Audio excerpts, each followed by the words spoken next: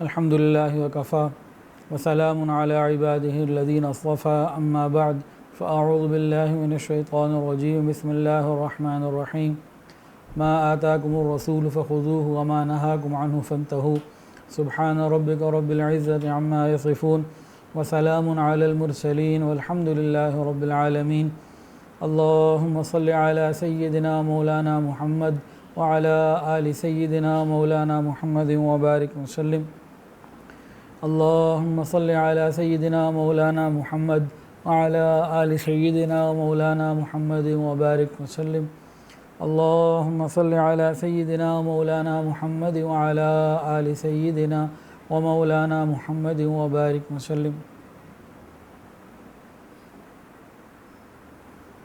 دل کل سے ہی بڑا غمگین اور اداس ہے۔ کل دوپہر کو ظہر سے تھوڑی دیر پہلے میری نانی کا انتقال ہو گیا کراچی میں، اللہ تعالیٰ ان کی مغفرت فرمائے۔ میری والدہ کا انتقال 27 جولائی 2003 کو ہوا تھا اور گزشتہ روز نانی کا انتقال ہوا۔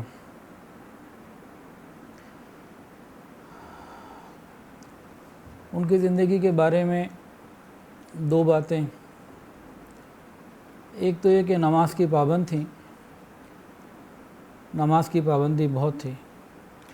ہماری امی بتاتی تھیں کہ بچپن میں اگر ہمیں کوئی فرمائش کرنی ہوتی، کہیں سیر پہ جانا ہوتا یا کوئی بھی اپنی خواہش پوری کروانی ہوتی تو ہمارے نانا اور نانی کی ترتیب یہ ہوتی تھی، تو وہ سب بچوں کو کہتے تھے کہ ٹھیک ہے آپ کی اس خواہش کو ہم پورا کرتے ہیں یا سیر کے لیے جاتے ہیں، ایک شرط ہے، وہ یہ ہے کہ ہم سب مل کے بیٹھ کے قرآن مجید پورا تلاوت کریں گے۔ تو امی بتاتی ہیں کہ ہم فوری طور پر سارے بیٹھ جاتے، 5 بہنیں 4 بھائی، ایک نانا ایک نانی، امی ابو یعنی کہ ٹوٹل 11 لوگ یہ بیٹھ جاتے اور 2 سے 2.5 گھنٹے میں پورا قرآن مکمل کر لیتے، کبھی جلدی پورا کر لیتے اور اس کے بعد پھر وہ فرمائش پوری ہو جاتی۔ یہ نانا اور نانی کی تربیت تھی کہ جو میری والدہ رمضان المبارک میں گھر کے کام کاج کے ساتھ ساتھ 14، 15، 16 قرآن مجید مکمل تلاوت کر لیا کرتی تھیں، جبکہ وہ حافظہ نہیں تھیں۔ 15 قرآن مجید کی تقریباً ان کی ہر رمضان کی ایوریج ہوتی تھی، اور ہمیں گھر کے کھانے ملتے تھے، بازار کے کھانے تو الحمدللہ کبھی نہیں کھلائے۔ بلکہ نانی کی تو ترتیب یہ تھی کہ کوئی بھی چیز گھر میں آ جاتی، جیسے ایک مرتبہ جو سردہ اور گرما ہوتا ہے نا فروٹ، یہ آ گیا پھیکا تھا، انہوں نے سالن میں پکا لیا، سالن پکا کے سب کے سامنے رکھا، پوچھا یہ کیا ہے، سب نے کھا لیا، بڑا مزہ آیا سب کو، ٹیسٹ اللہ نے بڑا دیا تھا، ہاتھ میں ذائقہ تھا۔ کسی نے کہا آلو ہے، کسی نے کہا نہیں آلو تو نہیں لگ رہا، تو شلجم لگ رہا ہے، کسی نے کہا نہیں جی یہ تو ٹینڈے لگ رہے ہیں۔ انہوں نے کہا جی کل جو گھر میں گرما یا سردہ جو آیا تھا وہ پھیکا تھا، کسی بھی نہیں کھایا۔ میں نے کہا چلو سالن میں پکا دو۔ اس طرح کی بہت ساری چیزیں ہمارے گھروں میں موجود رہیں اور کچھ آج بھی ہیں الحمدللہ۔ تاہم نانی کی نماز کی پابندی کی جو کیفیت ہے اس کو ایک واقعے سے سمجھ لیجئے۔ گزشتہ 1.5-2 سال سے وہ صاحب فراش تھیں، بستر پر تھیں۔ جس کمرے میں ماموں کے جس کمرے میں وہ رہتی تھیں وہیں ان کا انتقال ہوا، آخر وہیں اسی کمرے میں رہیں۔ مطلب یہ ہے اٹیچ بات تھا، اور کمرے کتنے ہوتے ہیں، 10-12 فٹ کے کمرے ہوتے ہیں، 15 فٹ کے، ایسے تو نہیں ہے کہ وہ ہال ہوں یا کوئی کھیت ہوں، بیڈ روم ہوتا ہے، تو اٹیچ بات تھا۔ اس اٹیچ بات میں فجر کے وقت کی ان کی جو ترتیب ہوتی تھی، جب وہ نماز کا وقت داخل ہوتا تو ان کو اٹھا دیا جاتا یا اٹھ جاتی، اور پھر ان کو بڑی مشکل سے اٹھا کے ویل چیئر پہ لایا جاتا، بیڈ سے ویل چیئر پر، پھر ویل چیئر چند فٹ چلا کے دروازے تک جاتی ٹوائلٹ کے، وہاں سے وہ ویل چیئر سے اترتی، اندر جاتی، دروازہ کھلا رکھا جاتا، بند کیا جاتا لیکن کنڈی نہ لگوائی جاتی، پھر وہ قضائے حاجت سے فارغ ہو کے واپس آتی تو بہت ہانپ رہی ہوتی تھیں، پھر ان کو اس ویل چیئر پہ بٹھایا جاتا۔ اس ویل چیئر پہ جب وہ بیٹھ جاتی ہیں پھر وہ چند قدم جو بیڈ دور تھا وہاں تک ان کو لے کے جایا جاتا، اور وہ اس بیڈ سے پر آنے کے بعد ایسے سانس لیتی تھیں جیسے کوئی بہت بڑی پہاڑی چڑھ کر کوئی بندہ آتا ہو. جب طبیعت بحال ہوتی اس کے بعد اس بستر پہ کے اوپر ان کو وضو کروایا جاتا, اس کے بعد پھر وہ نماز ادا کیا کرتی. بستر سے لے کے اٹھنے تک, واپس آنے تک تقریباً 40 سے 45 منٹ لگ جایا کرتے تھے, لیکن اس حال میں بھی انہوں نے نماز نہیں چھوڑی. بستر سے ان کو اٹھایا اور واپس جب بستر پر آئیں وضو کرنے تک تقریباً 40 سے 45 منٹ لگ جاتے تھے, لیکن نماز انہوں نے نہیں چھوڑی. یہ ہمارے بڑوں کی زندگی ہے. اللہ تعالی ہمیں بھی ایسا نمازی بنا دے. بہت زمانے کی بات ہے, ایک مرتبہ میں نے عشاء کی نماز نہیں پڑھی تھی, سو گیا. امی نے مجھ سے کہا, صبح جب ملاقات ہوئی پوچھا بیٹا رات کو عشاء کا کیا کیا, عشاء پڑھ لی تھی؟ میں چپ ہو گیا. پڑھی ہوتی تو بولتا نا, چپ ہو گیا. تو مجھے امی نے کہا کہ مجھے سمجھ میں نہیں آتا بغیر نماز پڑھے رات کو نیند کیسے آ جاتی ہے, سکون کیسے مل جاتا ہے. اس کے بعد ایک دعا دی کہ میری دعا ہے ابراہیم تجھے کبھی نماز پڑھے بغیر چین ہی نہ آئے. اور اللہ نے ان کی وہ دعا قبول کر لی, اور الحمدللہ برسوں گزر گئے نماز قضا نہیں ہوئی. الحمدللہ یہ بڑوں کی دعائیں ہیں, میرا اس میں کوئی کمال نہیں. 8-10 سال پرانی بات ہے, اس گھر میں نہیں تھے, پیچھے والے گھر میں تھے, مین روڈ والے گھر میں. مجھے کئی مسئلے ہو گئے, اچانک بیماری ہو گئی, پاؤں جل گیا, میں بیڈ پر آ گیا. 4 مہینے بستر پر رہا. مجلس ذکر ان دنوں بھی ہوتی رہی. جو پرانے لوگ ہیں وہ جانتے ہیں کہ میں نے بستر پر تقریباً نیم دراز ہو کر بیانات کیے ہیں اور مجلس ذکر ہوتی رہی, ناغہ نہیں کی الحمدللہ اس وقت میں بھی. اور میری اپنی حالت یہ تھی اس وقت, اللہ آگے بھی عافیت رکھے اور محفوظ رکھے بڑے بول سے اور کسی ایسی چیز سے کہ نعمت چھن جائے. میں تو اپنی بڑوں کی تربیت اور دعاؤں کا بتا رہا ہوں کہ میری ماں کی دعا اللہ نے کیسے قبول کی. میرا جو وہاں پہ جو کمرہ تھا, بیڈ سے لے کے جو ٹوائلٹ کا دروازہ ہے تقریباً 3.5 فٹ کا فاصلہ ہوگا, اس سے زیادہ نہیں ہے. بہت زیادہ کر لیں 3.25 فٹ کر لیں, بس ایسے ہی چھوٹا سا فاصلہ. تو جب میں بیڈ سے اٹھتا, واش روم جاتا, وضو کر کے واپس آتا, پاؤں جلا ہوا تھا, بڑی تکلیف کے ساتھ آنا جانا ہوتا, تو تقریباً 30 منٹ 35 منٹ کبھی 40 منٹ صرف اس آنے جانے میں لگتے. اور جو تکلیفیں ہوتی ہیں, جو ٹیسیں اٹھتی تھیں, ان سے ٹھیک ہوتے ہوتے مزید کچھ اور وقت لگ جاتا, پھر جا کے طبیعت بحال ہوتی تھی. لیکن میرے اللہ کا احسان ہے اور بڑوں کی دعائیں ہیں, ان 4 مہینوں میں بھی ایک نماز بھی الحمدللہ قضا نہیں ہوئی. یہ اللہ کا فضل ہے, اللہ نے مہربانی فرمائی. کرتا یہ تھا کہ فجر کے لیے ایک دفعہ وضو کر لیتا تھا, فجر پڑھ لی. ظہر ذرا دیر سے پڑھتا تھا, ظہر کے وقت میں ہی, اور عصر کے وقت میں لیکن جلدی, تاکہ وضو کے لیے بار بار نہ جانا پڑے. تو ایک دفعہ وضو کر لیا تو ظہر عصر ہو گئی, اور پھر اسی طرح مغرب کو تھوڑا سا آگے کر دیا, مغرب کے وقت میں پڑھ لی. عشاء جو ہے وہ عشاء ہی کے وقت میں ذرا جلدی پڑھ لی.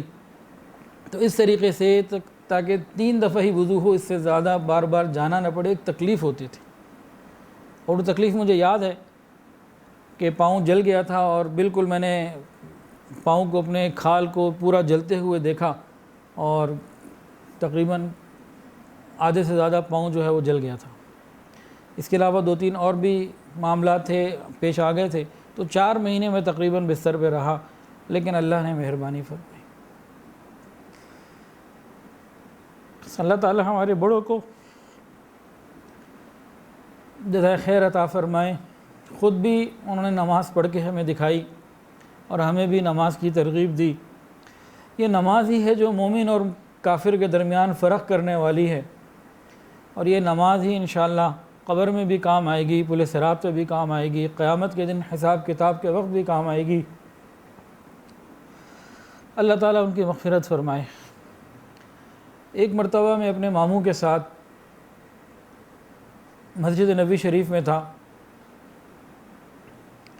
تو عصر کی نماز کے بعد ہم اس جگہ پہ پہنچے جس کو اصحاب صفہ کا چبوترا کہا جاتا ہے. وہ اصحاب صفہ کا چبوترا ہے نہیں، مشہور یہ ہے. تو عصر کی نماز کے بعد وہاں داخل ہوئے تو 2-3 ہمارے ساتھی اور بھی تھے. میرے ماموں تھے، میں تھا، چند اور ساتھی تھے. ہم 3-4-5 لوگ تھے. موقع ملا. اب دل کر رہا تھا کہ یہاں نماز پڑھیں. تو ہمارے 1-2 ساتھی تھے، انہوں نے فوراً نیت باندھ لی کہ جی قضا نماز تو عصر کے بعد پڑھ سکتے ہیں نا. میرے ماموں کھڑے رہے، کہنے لگے قضا تو وہ پڑھے نا جس کی کوئی قضا باقی ہو، ہماری تو نماز قضا ہی کوئی باقی نہیں، ہم کیا پڑھیں. تو آج کے زمانے میں بھی الحمدللہ ہمارے ماموں جو ہیں یہ صاحب ترتیب ہیں. صاحب ترتیب کسے کہتے ہیں؟ جس کی کوئی نماز قضا باقی نہ ہو.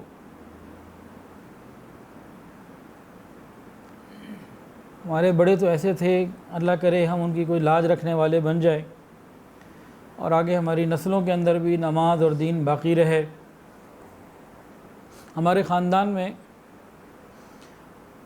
سائیں توکل شاہ صاحب رحمۃ اللہ علیہ کے زمانے سے جو مجھے معلوم ہے، اس سے پہلے کا مجھے علم نہیں ہے، یہ مشائخ کے ساتھ تعلق اور یہ نسبت اور یہ نور چلا آ رہا ہے.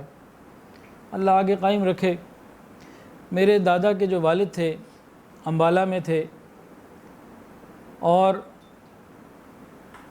ان کی ایک دکان تھی امبالہ میں عبداللہ اسٹور کے نام سے، اور ایک ہوٹل تھا سوائے ہوٹل.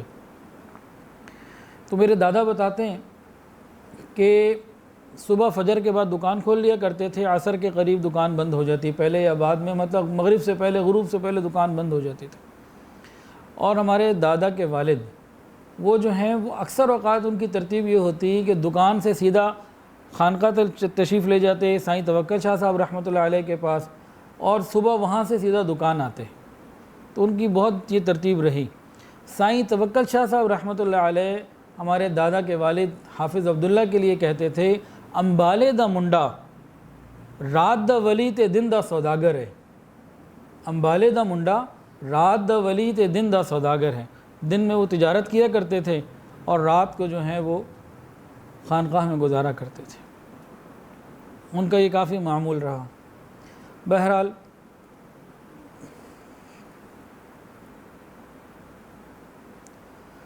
تو نانا ہے، اب تو نہ نانا رہے، نہ نانی رہی، نہ دادا رہے، نہ دادی، سب اللہ کے پاس چلے گئے. ہم نے بھی جانا ہے، اللہ ایمان کے ساتھ لے جائے اور وہاں خیر والی ملاقات، شرمندگی نہ ہو. جب قیامت کے دن بڑوں سے ملاقات ہو تو وہاں شرمندگی نہ ہو. اللہ تعالیٰ مجھے ایسی زندگی گزارنے کی توفیق عطا فرمائے. دل کی کچھ باتیں تھیں، موضوع سے تو ہٹ کے ہیں، لیکن بہرحال بڑوں کی باتیں ہیں.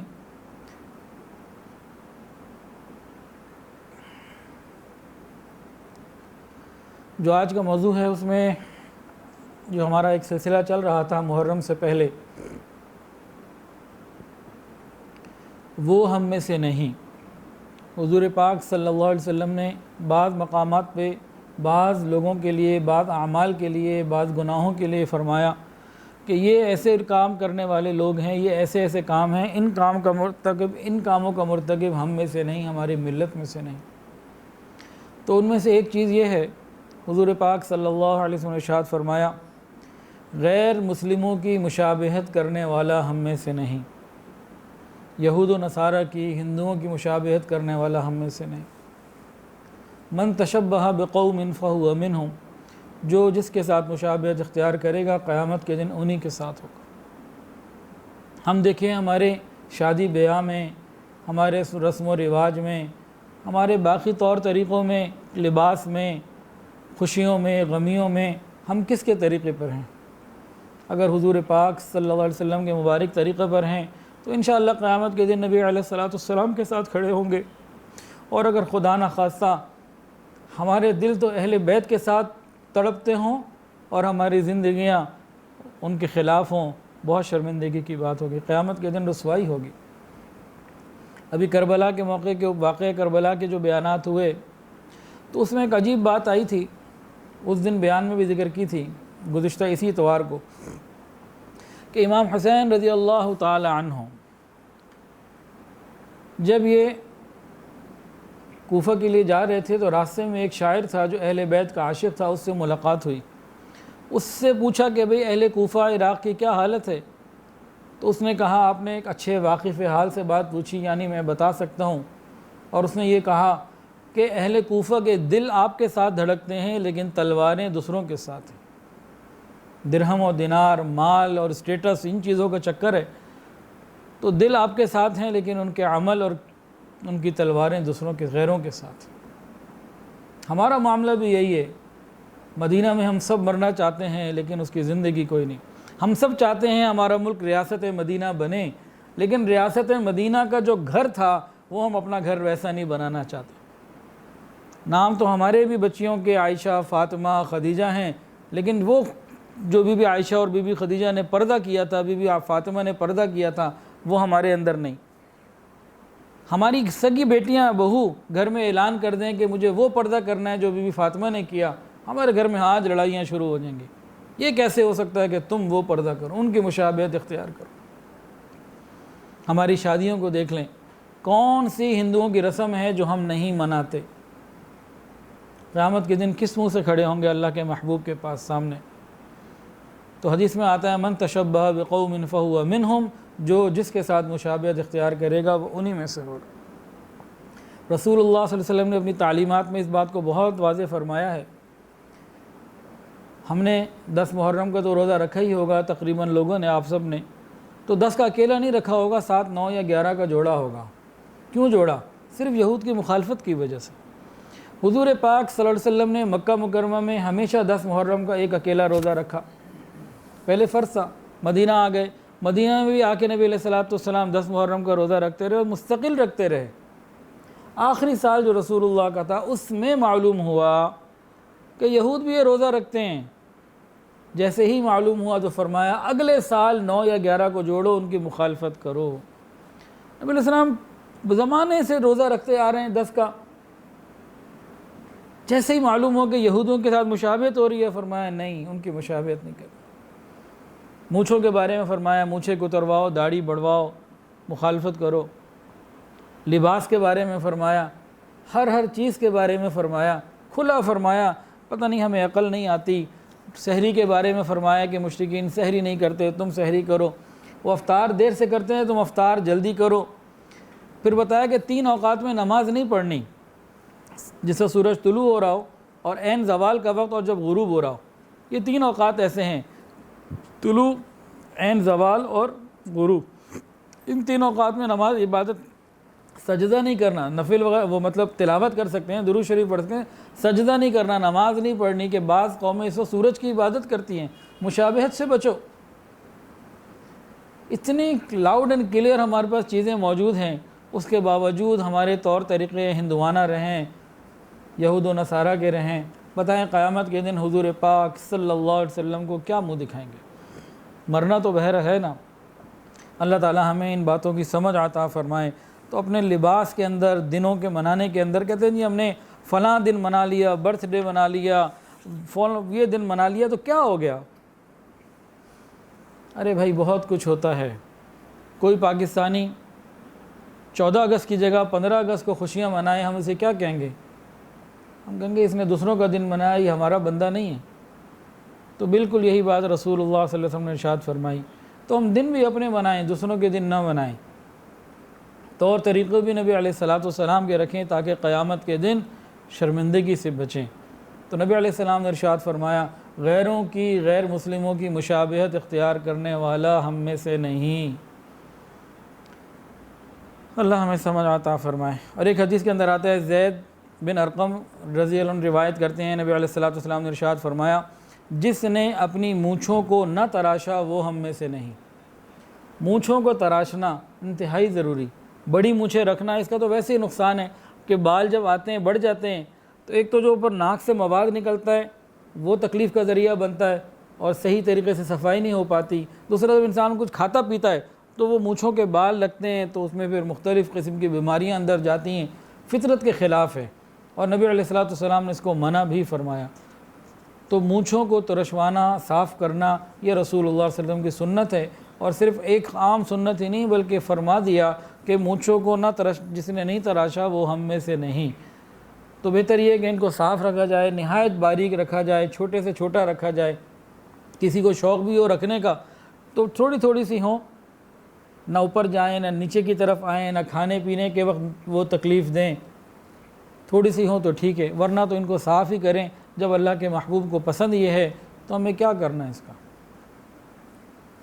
تو نبی علیہ السلام نے فرمایا جس نے اپنی مونچھوں کو نہ تراشا وہ ہم میں سے نہیں۔ فطرت انسانی کے بارے میں حدیث کے اندر آتا ہے کہ 10 چیزیں ایسی ہیں جو فطرت میں سے ہیں جن کا لحاظ رکھنا ضروری ہے۔ ان میں سے ایک ہے مونچھوں کو تراشنا، دوسرا داڑھی کو بڑھانا، تیسرا مسواک کرنا، چوتھا ناک کو پانی کے ذریعے صاف کرنا، پانچواں ناخن کاٹنا، چھٹا انگلیوں کے پورے اور جوڑ کو دھونا، یہ درمیان کی جو جگہیں ان کو صاف کرنا، اور اگلا ہے بغل کے بالوں کو صاف کرنا، زیر ناف بال صاف کرنا، پانی کے ساتھ استنجا کرنا، اور 10واں لکھتے ہیں کہ غالباً وہ کلی کرنا۔ یہ ساری چیزیں فطرت کے عین مطابق ہیں، اور صفائی سے اور ہائیجینک لائف سٹائل یہی ہے۔ کافروں کا لائف سٹائل ہائیجینک نہیں، رسول اللہ صلی اللہ علیہ وسلم نے جو لائف سٹائل دیا یہ ہائیجینک ہے، اور یہ ابراہیم علیہ السلام کے زمانے سے یہ چیزیں چلتی چلی آ رہی ہیں، اور یہ اس ملت ابراہیمی کے شعائر میں سے ہے۔ ہر قوم اور ملت کی کچھ نشانیاں ہوتی ہیں، یہ 10 چیزیں مسلمانوں کی نشانیاں ہیں۔ ان 10 چیزوں کے اوپر مسلمان پابندی سے عمل کرنے والا ہو تو ساری دنیا سے ویسے یہ ممتاز ہو جاتا ہے، اور اگر مسلمان ان 10 چیزوں پر عمل نہ کرے تو پھر یہ قیامت کے دن شرمندگی کی بات ہوگی۔ نبی علیہ الصلوۃ والسلام نے ارشاد فرمایا مشرکوں کی مخالفت کرو، داڑھی کو بڑھاؤ، مونچھوں کو کٹاؤ۔ اللہ اکبر۔ ابو امامہ سے روایت ہے، وہ فرماتے ہیں کہ ہم نے پوچھا اے اللہ کے رسول، یہود و نصارہ داڑھیوں کو کاٹتے اور مونچھوں کو بڑھاتے ہیں، فرمایا کہ تم مونچھوں کو کاٹو اور داڑھی کو بڑھاؤ، یہود و نصارہ کی مخالفت کرو۔ داڑھی کو کاٹنا، مونچھوں کو بڑھانا، حضرت ابو امامہ رضی اللہ عنہ کی روایت سے ثابت ہوتا ہے یہ یہودیوں کا طریقہ ہے، یہ نصارہ کا، عیسائیوں کا طریقہ ہے، اور داڑھی کو بڑھانا اور مونچھوں کو کٹوانا یہ رسول اللہ صلی اللہ علیہ وسلم کا طریقہ ہے۔ مجھے بتائیں اس کائنات میں سب سے خوبصورت اور حسین چہرہ کس کا تھا؟ حضرت یوسف علیہ السلام کا تھا یا حضور پاک صلی اللہ علیہ وسلم کا تھا؟ حضور پاک صلی اللہ علیہ وسلم کا تھا نا۔ نبی علیہ الصلوۃ والسلام کے باریک چہرے پہ تو داڑھی پوری تھی اور آپ مجھے ترشواتے تھے۔ تو کائنات کا سب سے حسین چہرہ یہ حضور پاک صلی اللہ علیہ وسلم کا ہے، اور وہ داڑھی والا ہے۔ ہمیں چاہیے کہ ہم مکمل داڑھی رکھیں، یہ جو چھوٹی ہوتی ہے نا یہ بھی بس کیا بولیں پوری کرنی چاہیے۔ اگلی بات،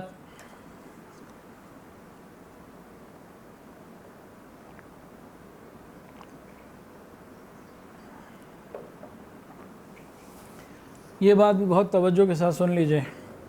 حضور پاک صلی اللہ علیہ وسلم کا مبارک ارشاد ہے مردوں کی مشابہت کرنے والی عورتیں اور عورتوں کی مشابہت کرنے والے مرد ہم میں سے نہیں۔ وہ مرد جو عورتوں کی مشابہت اختیار کرے کردار میں، گفتار میں، بول چال میں، لباس میں، انداز میں، اطوار میں، فرمائی ہم میں سے نہیں۔ اسی طرح وہ عورتیں جو مردوں کی مشابہت اختیار کریں انہی چیزوں میں، لباس میں، طور طریقوں میں، تو رسول اللہ صلی اللہ علیہ وسلم نے فرمایا یہ ہم میں سے نہیں۔ اور آج یہ چیز کتنی بڑھتی چلی جا رہی ہے، مردوں کے لباس عورتوں تک، عورتوں کے لباس مردوں تک پہنچے ہوئے ہیں، اور اس کو فیشن سمجھا جا رہا ہے۔ یقیناً یہ فیشن تو ہوگا، اس سے ہم انکار نہیں کرتے، لیکن ایسا نہ ہو کہ اس فیشن کے کرتے کرتے ہم حضور پاک صلی اللہ علیہ وسلم کی امت میں سے نام کٹوا بیٹھیں۔ حضور پاک صلی اللہ علیہ وسلم نے ارشاد فرمایا کہ 3 طرح کے لوگوں کو اللہ تعالیٰ رحمت کی نگاہ سے نہیں دیکھے گا۔ 3 طرح کے لوگوں کو اللہ رب العزت رحمت کی نگاہ سے نہیں دیکھیں گے۔ نمبر 1 ماں باپ کا نافرمان، نمبر 2 مردوں کی مشابہت کرنے والی عورت یا عورتوں کی مشابہت کرنے والا مرد، اور نمبر 3 دیوس بے غیرت۔ اب اس کی تفصیل تھوڑی سی سن لیجئے۔ ماں باپ کا جو نافرمان ہوگا اس کے لیے تو بہت تکلیفیں ہیں۔ ہمارے ایک ساتھی ہیں قریبی، ان کے ایک رشتہ دار کا انتقال ہوا، تقریباً 20-22 روز ہو رہے ہوں گے۔ مجھے آنے لگے آئے یہاں بتایا، کہنے لگے حضرت فلاں ہمارے رشتہ دار ہیں، پھپھی کا بیٹا انتقال ہو گیا۔ انتقال اس حال میں ہوا کہ کچھ عرصہ پہلے اپنی جائیداد بھی تھی، کاروبار بھی تھا، سب کچھ تھا، لیکن ماں باپ کو گالیاں دینا، سختی کے ساتھ ماں کے ساتھ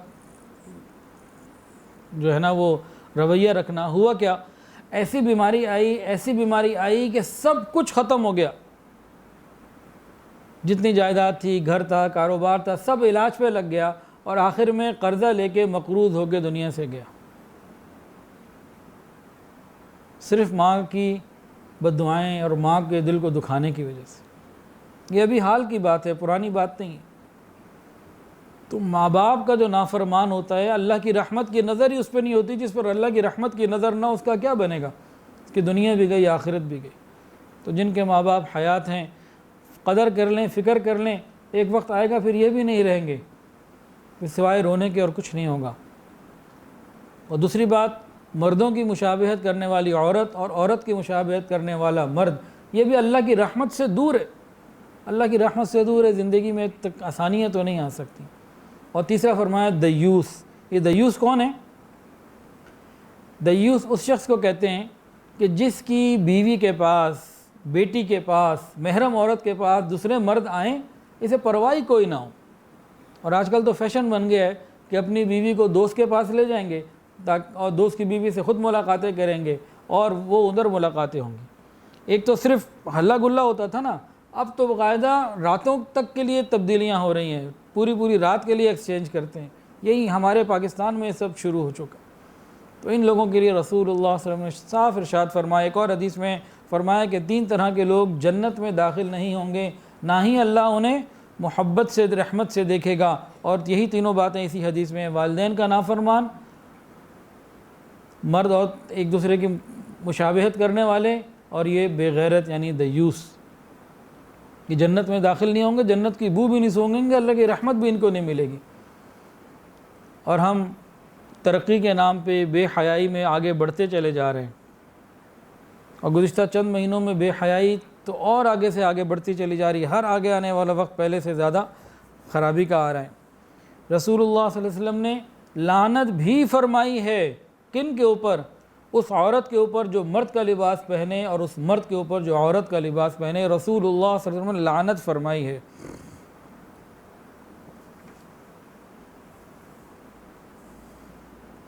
اللہ رب العزت نے ہر انسان کو خوبصورت پیدا کیا ہے، مردوں کو ایک وقار عطا کیا شخصیت کے اندر، اور عورتوں کو اللہ رب العزت نے ایک نزاکت عطا فرمائی ہے۔ دونوں کو اللہ رب العزت نے بہترین خوبصورت تخلیق کے طور پر پیدا فرمایا۔ تو ہمیں چاہیے کہ اللہ رب العزت کی تخلیق اور اس پر راضی رہیں، اور اس قسم کی کوئی چیز نہ کریں کہ قیامت کے دن ہمارے لیے پریشانی بن جائے۔ اور آج کی تیسری اور آخری حدیث جو بیان کرنی ہے، رسول اللہ صلی اللہ علیہ وسلم نے ارشاد فرمایا، جو تقدیر کا انکار کرے وہ ہم میں سے نہیں، جو تقدیر کا انکار کرے وہ ہم میں سے نہیں۔ میں آپ کو یہ حدیث پوری پڑھ کے سناتا ہوں۔ حضرت عبادہ بن صامت رضی اللہ تعالی عنہ نے ایک مرتبہ اپنے بیٹے کو نصیحت فرمائی اور یوں کہا، اے میرے بیٹے، تم اس وقت تک ایمان کے ذائقے کو نہیں چکھ سکتے جب تک تم دل میں اس بات کو نہ بٹھا لو کہ جو مصیبت تمہیں پہنچی ہے وہ تم سے چوک نہیں سکتی تھی، اور جو مصیبت تمہارے مقدر میں نہیں لکھی گئی تھی وہ تمہارے پاس کبھی پہنچ ہی نہیں سکتی تھی۔ میں نے رسول اللہ صلی اللہ علیہ وسلم کو یہ فرماتے ہوئے سنا ہے کہ اللہ تعالیٰ نے سب سے پہلے قلم کو پیدا کیا اور اس سے فرمایا کہ لکھو۔ اس نے پوچھا، اے میرے رب میں کیا لکھوں؟ اللہ پاک نے فرمایا، قیامت تک آنے والی ہر چیز کو لکھ دو، یعنی تقدیر کو لکھ دو۔ حضرت عبادہ فرماتے ہیں، اے میرے بیٹے، میں نے رسول اللہ صلی اللہ علیہ وسلم کو فرماتے ہوئے سنا ہے، جو شخص اس عقیدے کے بغیر دنیا سے گیا، اس کا مجھ سے کوئی تعلق نہیں۔ یہ حدیث آپ نے سنی، اس میں ایک تو صحابی نے اپنے بیٹے کو یہ فرمایا کہ جب تک تم اس بات کا یقین نہیں کر لو گے نا، جو تکلیف تمہیں آئی ہے وہ آنی ہی تھی، اور جو نہیں پہنچی وہ آنی ہی نہیں تھی۔ اس وقت تک تم ایمان کا مزہ نہیں چکھ سکتے۔ یعنی جو حال بھی پیش آ جائے ہم یہ سوچیں کہ میرے اللہ کی طرف سے ہے، اس پر راضی رہیں، ایمان کا مزہ آ جائے گا، ایمان کا ذائقہ مل جائے گا۔ اور اللہ رب العزت نے تقدیر کو لکھا۔ جب اللہ تعالیٰ نے قلم کو پیدا فرمایا تو اس کو کہا لکھ۔ یا اللہ کیا لکھوں؟ کہ جو قیامت تک ہونا ہے سارا کچھ لکھو۔ پھر اللہ کے حکم سے قلم نے لوح محفوظ کے اوپر سارا کچھ لکھ دیا۔ تو تقدیر جو ہے اس کو تھوڑا سا سمجھ لیتے ہیں۔ تقدیر کے معنی یہ ہیں اللہ تعالیٰ کے طے کردہ امور کو دل سے تسلیم کرنا اور اس بات کا اعتقاد رکھنا کہ تمام حالات اللہ کی طرف سے ہیں۔ تقدیر کے معنی کیا ہیں؟ اللہ تعالیٰ کے طے کردہ امور کو دل سے تسلیم کرنا، جو اللہ نے فیصلہ کر دیا اس کے لیے ہم دل سے راضی ہیں، اور اس بات کا اعتقاد رکھنا کہ تمام حالات اللہ تعالیٰ کی طرف سے ہیں۔ اچھا، تقدیر کے مسئلے کے اوپر بہت لوگ پریشان ہوتے ہیں اور بہت ساری اپنی غلطیاں تقدیر کے ذمہ ڈال کے اپنے آپ کو فرشتہ ثابت کرنے کی کوشش کرتے ہیں۔ بہت سارے لوگ، مسئلہ مشکل ہے، اللہ کرے آسان سے سمجھ میں آ جائے مجھے بھی اور آپ کو بھی۔ سیدنا علی رضی اللہ تعالیٰ عنہ سے کسی نے پوچھا کہ تقدیر کیا ہے؟ تو نے کہا جی مجھے تقدیر کا مسئلہ سمجھا دیجئے۔ وہ شخص 2 پاؤں پہ کھڑا ہوا تھا، آپ نے فرمایا کہ 1 پاؤں اوپر اٹھاؤ، 1 پاؤں پہ کھڑے ہو جاؤ، اس نے 1 پاؤں اٹھا لیا۔ پھر آپ نے کہا دوسرا بھی اٹھا دو، کہتے ہیں وہ تو میں نہیں اٹھا سکتا۔ تو حضرت علی نے فرمایا کہ تقدیر کا بھی یہی معاملہ ہے کہ انسان اتنا ہی مجبور ہے اور اتنا ہی مختار ہے، تو کچھ اختیار اس کے پاس ہے لیکن مکمل اختیار نہیں ہے۔ تاہم اس کو تھوڑا سا سمجھانے کی میں کوشش کرتا ہوں۔ کچھ دن پہلے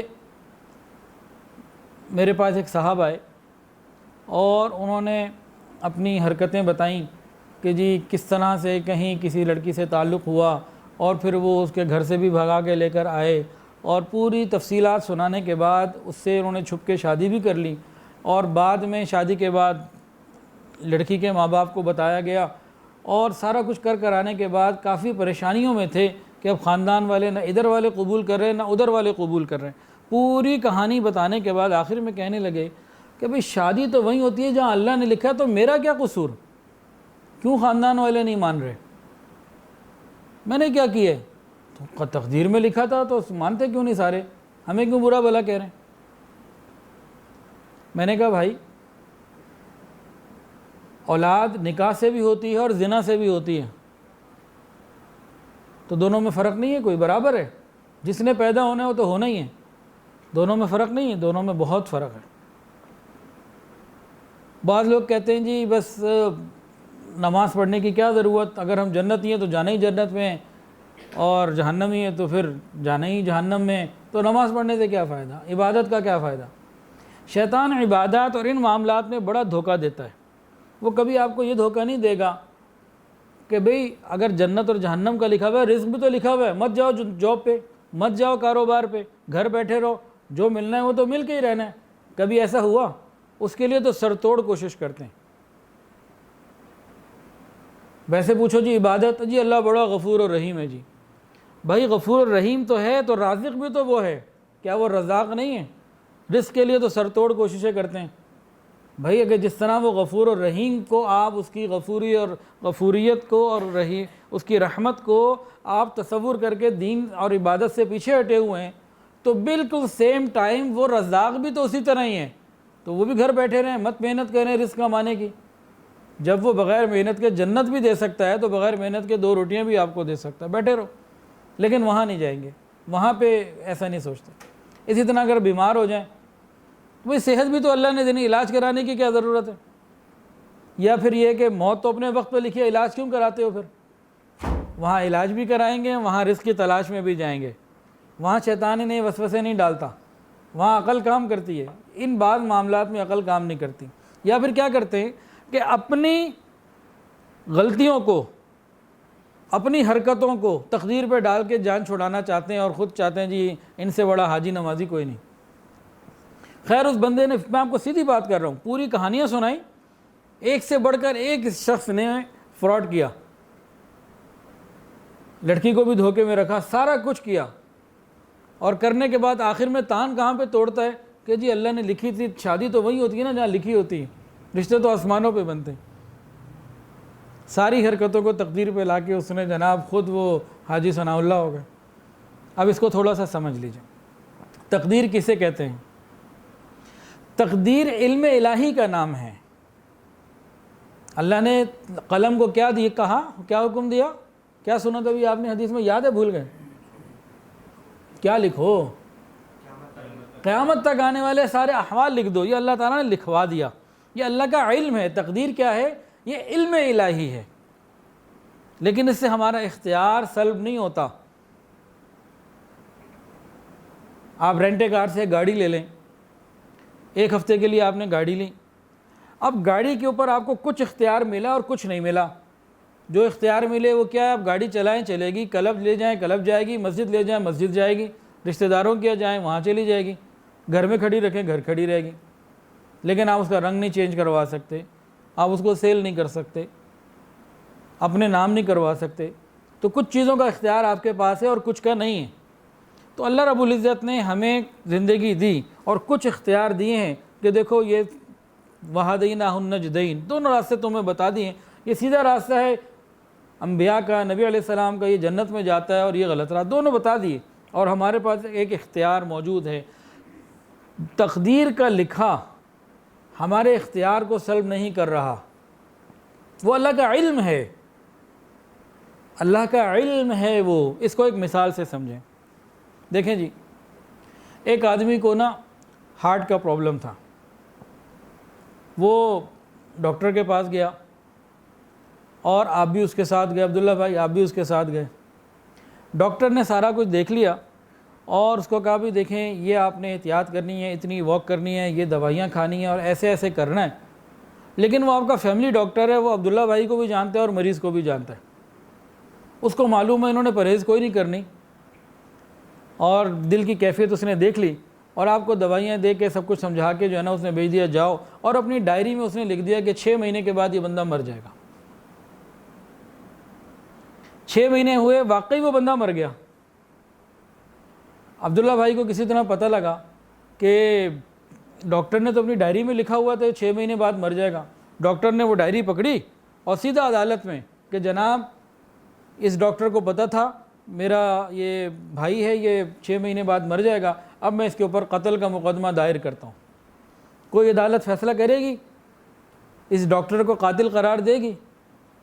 اب ڈاکٹر سے پوچھا جائے وہ کیا کہے گا؟ وہ کہے گا بھائی میرے پاس علم ہے اس چیز کا، میں اس کا عالم ہوں، میں اس کی سمجھ رکھتا ہوں، اس کا ہارٹ اتنا ڈیمیج ہو چکا تھا اور اس نے احتیاط کرنی کوئی نہیں تھی، مجھے اندازہ تھا، میں برسوں سے ان کو دیکھ رہا ہوں یا میں معاشرے کو دیکھ رہا ہوں کہ اس طرح کے لوگ احتیاط کرتے ہی نہیں، جو ریکوائرمنٹ ہوتی ہے پرہیز کی وہ پوری نہیں کرتے۔ تو اب ہارٹ اتنا ڈیمیج ہو چکا تھا، اس نے کا مرض بڑھتے بڑھتے بڑھتے 6 مہینے کے بعد ہارٹ فل ختم ہو جانا تھا، دل میں مرنا ہی تھا اس نے، اور کیا ہونا تھا؟ تو میں نے تو اپنے علم کے مطابق اس کو لکھ دیا تھا۔ اب آپ بتائیں کیا ڈاکٹر کے لکھنے سے ان کے اس بھائی کا اختیار سلب ہوا کہ نہیں ہوا؟ اس نے تو اپنی مرضی سے بے احتیاطی کی نا، اگر وہ احتیاط کرتا تو بہتر ہو سکتا تھا، زندگی بہتر ہوتی، لیکن اس نے نہیں کیا۔ تو بالکل یہی معاملہ کہ اللہ رب العزت نے لکھ دیا کہ کون کیا اور کیسے کرے گا، وہ اللہ کا علم ہے، لیکن ایک اختیار جو ہمارے پاس ہے وہ ہے۔ اب لڑکیوں کے رشتے آتے ہیں، اب کسی کو اپنے بیٹے کے لیے لڑکی دیکھنی ہے، رشتے دیکھنے ہیں، تو وہ درجنوں رشتے بعض دفعہ دیکھ لے، اس کو اختیار ہوتا ہے، اس کو کرے، دین کو سامنے رکھے، دنیا کو رکھے، مال کو رکھے، شکل کو رکھے، خاندان کو رکھے، نسب کو رکھے، ساری چیزیں اس کے سامنے ہوتی ہیں۔ یہی اختیار ہے تو نبی علیہ السلام نے فرمایا نا کہ تم دین کی وجہ سے کرنا، فاظفر بذات الدین، تم دین کی وجہ سے، تم دین کو سلیکٹ کرنا۔ یہ کوئی حسن کو دیکھتا ہے، کوئی مال کو دیکھتا ہے، کوئی خاندان کو دیکھتا ہے، تم دین دیکھنا، اختیار ہے تو نا۔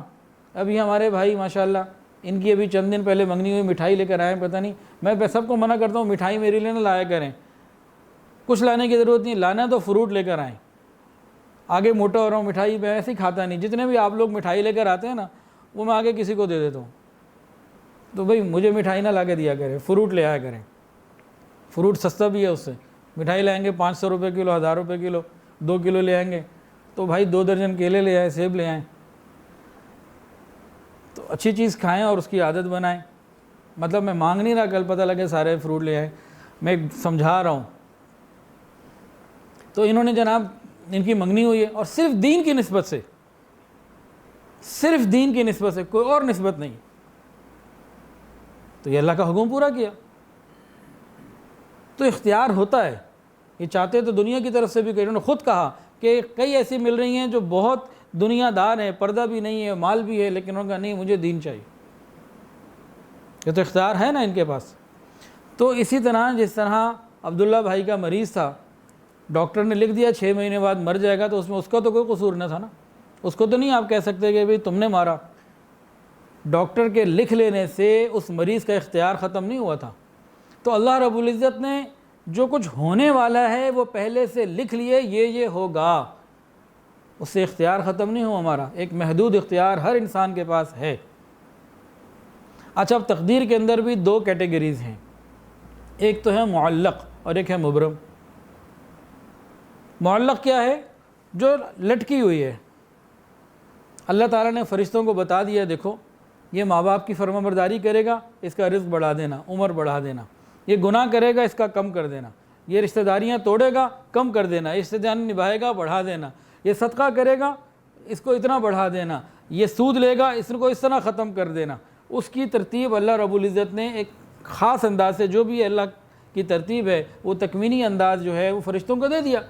اور دیکھو بھئی یہ نماز پڑھتا رہے گا, اس کو یہ کرتے رہنا, یہ نماز قضا کرتے رہے گا, یہ واپس لیتے رہنا. جیسے حدیث کے اندر آتا ہے جھوٹ رزق کو کم کر دیتا ہے, والدین کی خدمت عمر اور رزق میں برکت دے دیتی ہے. تو بعض چیزوں کو اللہ نے معلق قرار دے دیا اور کہا دیکھو جیسا میرا بندہ عمل کرے اس حساب سے پلس مائنس کرتے جانا. تو ہمارے پاس اختیار ہے. ہاں بعض چیزیں ضرور طے شدہ ہیں, لیکن جو اعمال کے کرنے والی چیزیں ہیں وہ تو ہمارے اختیار میں. اب ہم کریں نہ کریں وہ ہمارے اوپر ہے. تو تقدیر کسے کہتے ہیں؟ علم الہی کو کہتے ہیں. سب بول دیں تقدیر کسے کہتے ہیں؟ علم الہی کو کہتے ہیں. اور دوسری بات, علم الہی سے ہمارا اختیار ختم نہیں ہو رہا.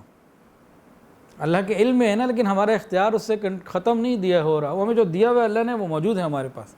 جیسے وہ عبداللہ بھائی کے مریض کی مثال یاد رکھیے گا. یہ مثال بہت جگہ کام آئے گی آپ کو, بڑی قیمتی مثال ہے, آسانی ہو جائے گی انشاءاللہ. تو اللہ کے علم میں سب کچھ ہے. ہاں وہ جو تقدیر معلق بھی ہے نا, اللہ کے علم میں وہ بھی ہے کہ یہ بندہ ماں باپ کا فرمان بردار بنے گا, یہ نافرمان بنے گا, یہ کرے گا, یہ وہ اللہ کو سب کچھ علم ہے. تو اللہ کا علم ہونا وہ الگ چیز ہے, وہ اللہ کی شان ہے, وہ عالم ہے, ہر چیز کو جانتا ہے. وہ تو ہم تو دیکھیں ہم مسلمان ہیں, ہمارا یہ عقیدہ ہے اللہ تعالیٰ ہر گزشتہ موجودہ آنے والی ہر چیز سے کو علم رکھتے ہیں, ہر چیز کے بارے میں باخبر ہیں, سب جانتے ہیں. یہ ہمارا عقیدہ ہے. اگر ہمارا یہ عقیدہ نہ ہو تو مسلمان ہی نہیں رہیں گے. اگر کوئی کہے اللہ کو نعوذ باللہ, اگر کوئی کہے جی اللہ کو تو نہیں پتہ کچھ کل کیا ہوگا یا گزشتہ کا نہیں پتہ, تو یہ تو کفر ہے. تو ہمارا عقیدہ اور کیا ہے کہ اللہ رب العزت ہر چیز کا علم رکھتے ہیں, جو پہلے ہو گیا, جو اب ہو رہا ہے, جو آئندہ ہوگا, ہر چیز کو اللہ جانتے ہیں. یہ ہمارا ایمان ہے. تاہم تقدیر کسے کہتے ہیں؟ علم الہی کو, کہ اللہ تعالیٰ نے لکھوا دیا کہ کیا کیا ہونا ہے. جیسے اس ڈاکٹر نے لکھ دیا کہ 6 مہینے بعد یہ عبداللہ بھائی کا مریض مر جائے گا, کیونکہ اس کا علم اس کو بتا رہا ہے. تو بالکل اتنا سا معاملہ ہے. تو حدیث دوبارہ سن لیجئے. فرمائیں کہ جو تقدیر کا انکار کرے وہ ہم میں سے نہیں. اللہ تعالیٰ سے دعا ہے اللہ تعالیٰ ہمیں راضی بقضا رہنے کی توفیق عطا فرمائے. جو اللہ کی طرف سے فیصلے ہو جائیں ہم اس پر راضی رہیں, گناہوں سے ہم اپنے آپ کو بچانے کی فکر کریں. وآخر دعوانا ان الحمد للہ رب العالمین.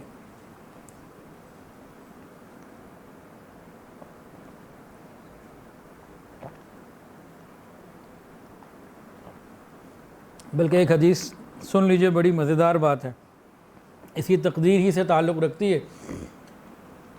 تو کوئی بات نہیں, وآخر دعوانا کے بعد پھر بسم اللہ کر لیتے ہیں. حضرت علی رضی اللہ تعالیٰ عنہ عجیب بات ارشاد فرماتے ہیں کہ جو اللہ کے فیصلے پر راضی ہو جائے گا, تو جو اللہ نے فیصلہ کیا تو ہو کے ہی رہنا ہے. جو شخص اللہ کے فیصلے پر راضی ہو جائے گا، فیصلہ بھی وہ جو ہونا ہی ہونا ہے، یعنی جو اللہ کی رضا پہ راضی ہو جائے گا، اس کو اس اپنی رضا کی وجہ سے اجر ملے گا، ہونا وہی ہے جو اللہ نے کرنا ہے۔ اور فرمایا آگے، اور جو اللہ کی رضا پر راضی نہ ہوگا، ہونا وہی ہے جو اللہ نے کرنا ہے، لیکن اس کو راضی نہ ہونے کی وجہ سے گناہ ملے گا۔ کیسی پیاری بات فرمائی، سمجھ میں آئی نہیں؟ کہ جو شخص اللہ کے فیصلوں پر راضی ہو جائے، اس کو اللہ کے فیصلوں پر راضی ہونے کی وجہ سے عبادت کا ثواب ملے گا، اور حقیقت یہ کہ ہونا وہی ہے جو اللہ کا فیصلہ ہے، اس کو ثواب مل گیا۔ اور اگر کوئی شخص اللہ کی رضا پہ راضی نہیں رہتا، ہونا تو وہی ہے جو اللہ نے چاہنا ہے، کچھ اور نہیں ہونا، لیکن اس کو ناراضگی کی وجہ سے گناہ ملے گا۔ اب ایک آدمی کی بیوی کا انتقال ہو گیا، بیٹے کا انتقال ہو گیا، جیسے کل میری نانی کا انتقال ہو گیا، اللہ کے فیصلے پہ راضی ہیں، راضی ہوں گے تکلیف پہ اوپر، اور راضی ہونے کے اوپر صبر اور اجر کا ثواب اللہ عطا فرما دیں گے۔ اور اگر راضی نہیں ہوں گے، کیا واپس آ جائیں گی وہ نانی؟ کچھ بھی نہیں ہوگا، لیکن ہم بہت بڑی نعمت سے، ثواب سے محروم ہو جائیں گے۔ جزاک اللہ خیر۔ دعا کر لیجیے۔ الحمدللہ رب العالمین وصلی اللہ علی النبی الامی الکریم۔ ربنا ظلمنا انفسنا وان لم تغفر لنا وترحمنا لنکونن من الخاسرین۔ اللہ ہم آپ کے عاجز مسکین بندے ہیں، اللہ ظاہر میں بندے، حقیقت میں نہایت ہی گندے ہیں۔ یا اللہ ہمارے دلوں کی گندگیوں کو دور فرما، ہمارے سینوں کو اپنے نور سے منور فرما، ہمارے دلوں کو اپنی یاد سے آباد فرما، اللہ سینوں کو اپنی محبت سے لبریز فرما، خطاؤں سے درگزر فرما، عیبوں کی پردہ پوشی فرما، اللہ اپنی رحمتوں کی پشت پناہی نصیب فرما۔ رب کریم حاسد کے حسد سے محفوظ فرما، شریر کے شر سے محفوظ فرما، برا چاہنے والوں کی برائی سے محفوظ فرما۔ رب کریم دوستی کے رنگ میں دشمنی کرنے والوں سے محفوظ فرما۔ رب کریم جب تک زندہ ہیں اللہ ایمان کی سلامتی کے ساتھ زندگی عطا فرما۔ یا الہ العالمین جب ہماری موت کا وقت آ جائے اللہ ہماری زبانوں سے کلمہ جاری فرما دینا۔ اللہ ہمارے وہ عزیز و قارب دنیا سے جا چکے ہیں، اللہ ان سب کی مغفرت فرما، ان کو قرب کے اعلیٰ درجات نصیب فرما۔ یا الہ العالمین میری نانی کی مغفرت فرما، نانا کی مغفرت فرما، دادا دادی کی مغفرت فرما، میری والدہ کی مغفرت فرما۔ یا الہ العالمین اور ہمارے دور قریب کے ہم سب کے جتنے رشتہ دار دنیا سے چلے گئے اللہ سب کی کلی مغفرت فرما۔ یا اللہ جن کی آپ مغفرت فرما چکے ہیں یا اللہ ان کو قرب کے اعلیٰ مقامات عطا فرما، اعلیٰ علیین میں شامل فرما۔ رب کریم ہماری دعاؤں کو قبول فرما، اللہ تمام حاضرین کی تمام دلی نیک جائز حاجات کو پورا فرما، جو پریشان ہیں پریشانیوں کو دور فرما، جو مقروض ہیں قرضوں کی ادائیگی کے آسان اسباب اپنی رحمت سے پیدا فرما۔ رب کریم ہماری دعاؤں کو قبول فرما۔ رب کریم کشمیر کی مدد فرما، اہل کشمیر کی مدد فرما۔ یا الہ العالمین پوری دنیا میں جہاں جہاں مسلمان پریشان ہیں اللہ ان کی پریشانیوں کو دور فرما۔ یا اللہ اپنے محبوب کی امت کی مدد فرما، اپنے محبوب کی امت کی مدد فرما۔ یا اللہ اپنے محبوب کی امت کی مدد فرما، کشمیر میں، فلسطین میں، چیچنیا میں، عراق میں، شام میں، برما میں، اللہ جہاں جہاں مسلمان پریشان ہیں اللہ ان کی پریشانیوں کو دور فرما۔ رب کریم ہدایت کی ہواؤں کو چلا دیجئے، حیا کی ہواؤں کو چلا دیجئے۔ اللہ ہمارے اس مدرسے کو قبول فرما، ہمارے ادارے الکحف ایجوکیشنل ٹرسٹ کو قبول فرما، ہماری تمام برانچز کو قبول فرما، سب پڑھنے پڑھانے والوں کو قبول فرما۔ اللہ ہم پر اپنی رحمت کی خصوصی نظر فرما۔